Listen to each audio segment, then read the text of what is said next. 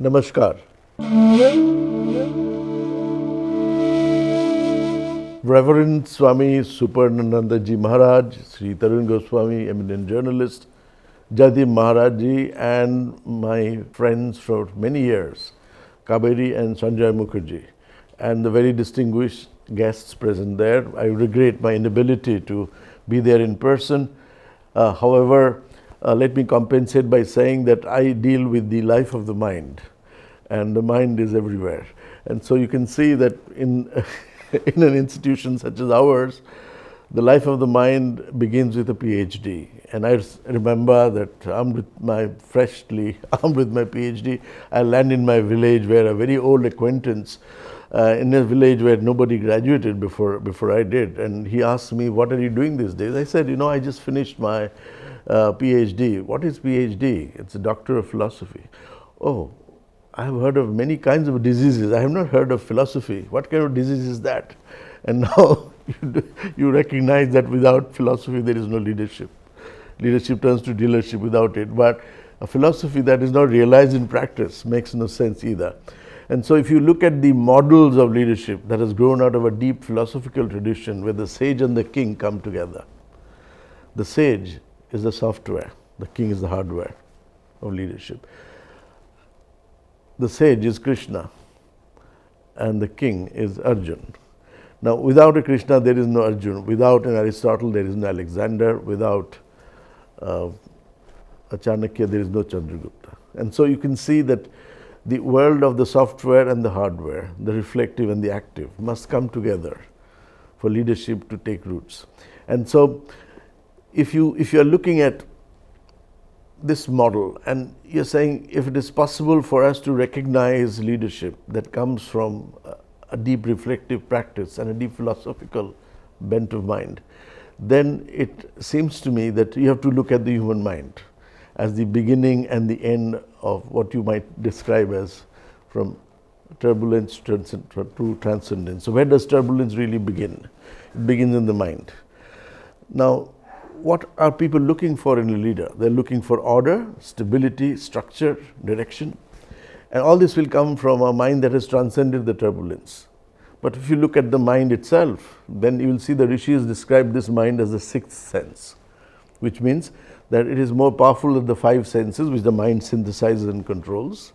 But the mind has another function. It not only synthesizes data from the senses and brings it to your awareness, but it also knows how to mobilize data into action, motorizes data into action. So the mind is a sensory motor organ, a very powerful organ.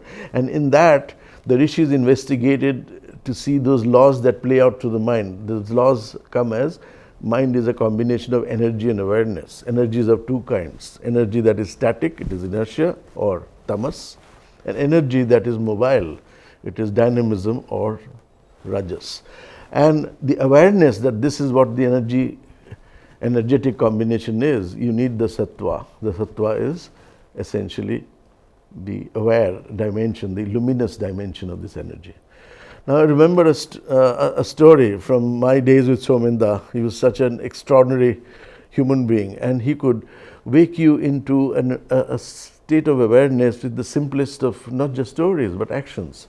So this story comes from his hostel days in IIT Kharagpur, and he says, I had this roommate of mine who was perpetually complaining. He would start his complaining from the morning itself about the hostel food, about teachers, about everything that had that he could lay his hands on, and it would irritate Somenda. He said, each time I encountered this complaining nature, I didn't know what to do. So one day he starts in the morning, and I call him and I said, come close. And he said, why?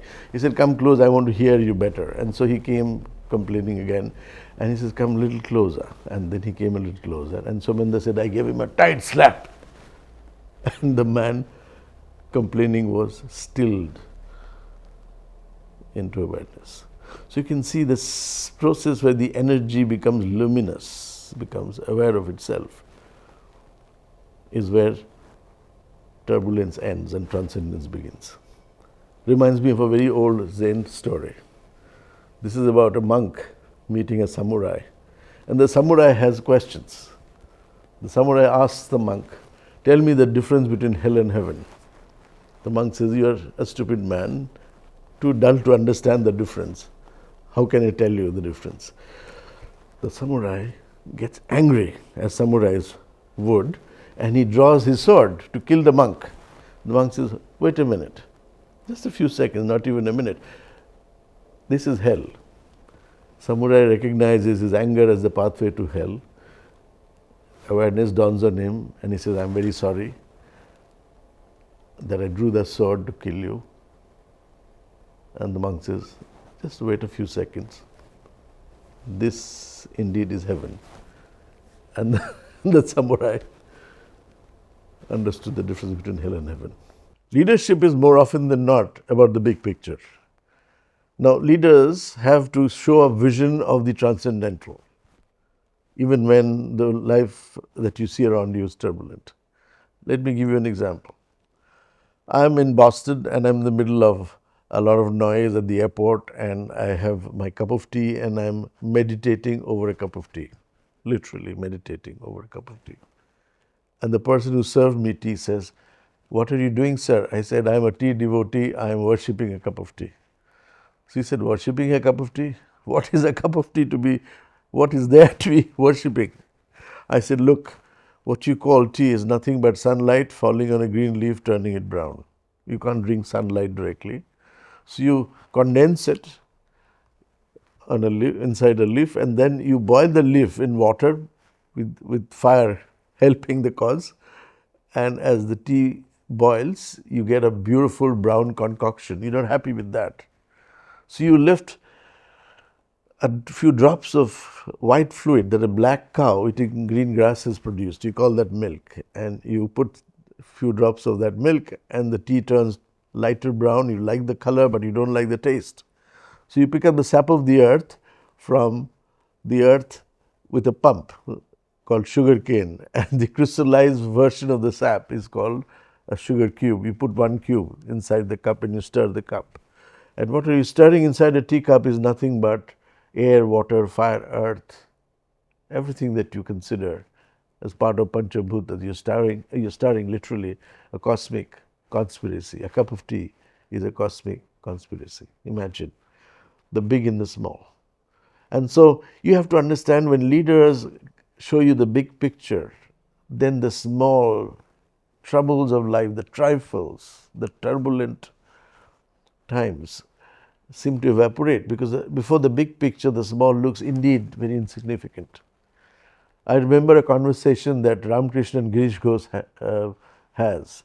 And Girish Ghosh drinks quite a bit and he doesn't want to face Ramakrishna. And Ramakrishna says, "What's your problem? Why don't you meet me more often?" And he says, "I drink and I don't think I'm the kind that you'd like to meet." He said, "Why would I not want to meet? Even God is a drunkard." And Girish Ghosh says, "Come on, how can God be a drunkard?" He said, "Otherwise, why is there such a topsy-turvy world?" And so Girish Ghosh, something dawns on him. What is that?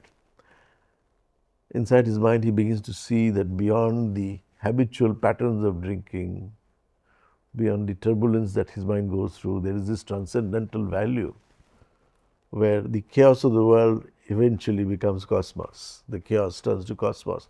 And so this realization, this awareness, this knowledge is what takes him on the path that Ramakrishna wants him to go. The mind that transcends duality, its own biological constraints, is a transcendental mind. So, just as the big picture coincides with the small picture, you have to understand one aspect of mind can coincide or coexist with another aspect of the mind, although they appear to be two different aspects. I'll share with you a story.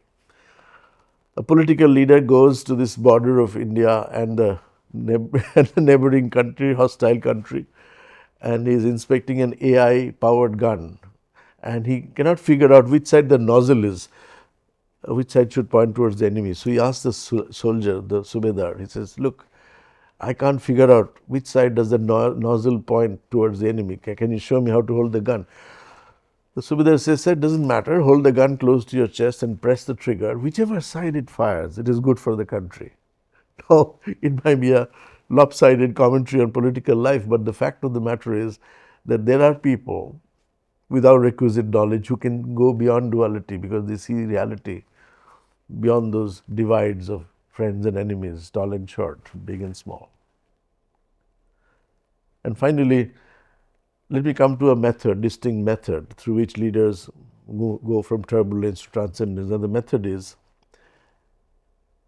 something that you'll be surprised by. I did a little test on LinkedIn and I sent out a questionnaire to some people, about 60,000 people on my LinkedIn network, many CEOs and CXOs, and I asked a question: when you have a turbulent day, what is the best way to overcome the turbulence of the day?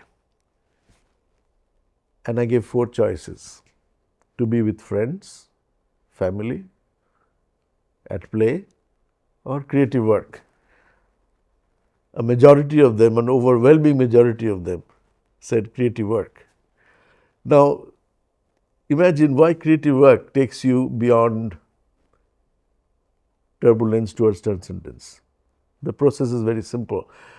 Creativity is not about doing something there, not imitating somebody. It takes Mother Nature billions of years to create somebody like you. Creativity is your essential self. You are a creative being. You are not manufactured. You are created. So creativity is a recovery process. It is not something to do. It is something to recover. You recover your essential self, who you authentically are. And the process is called Sanyam. Patanjali's Yoga Sutra collapses dhyana, dharana, samadhi into one expression, Sanyam. What is Sanyam? Restraining the lower for the cause of the higher. It's creative restraint. It is a renunciation of the lower for the higher. The metaphor of Samyam is running water, which when restrained produces electricity.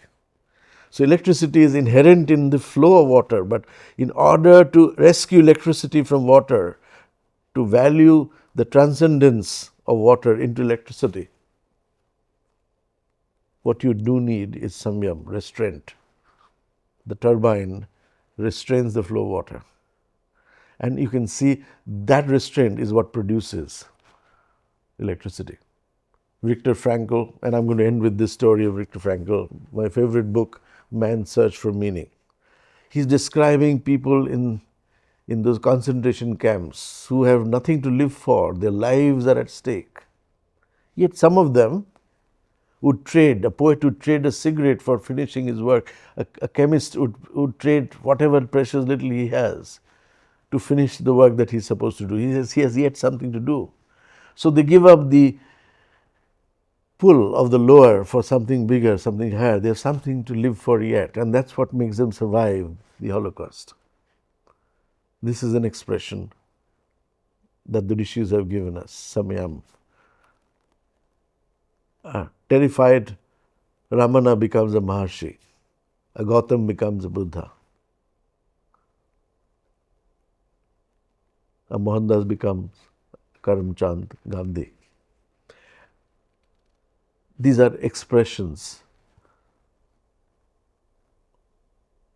of Samayama, how a turbulent life becomes a transcendental life, inspiring millions of people. Sominda was one such person.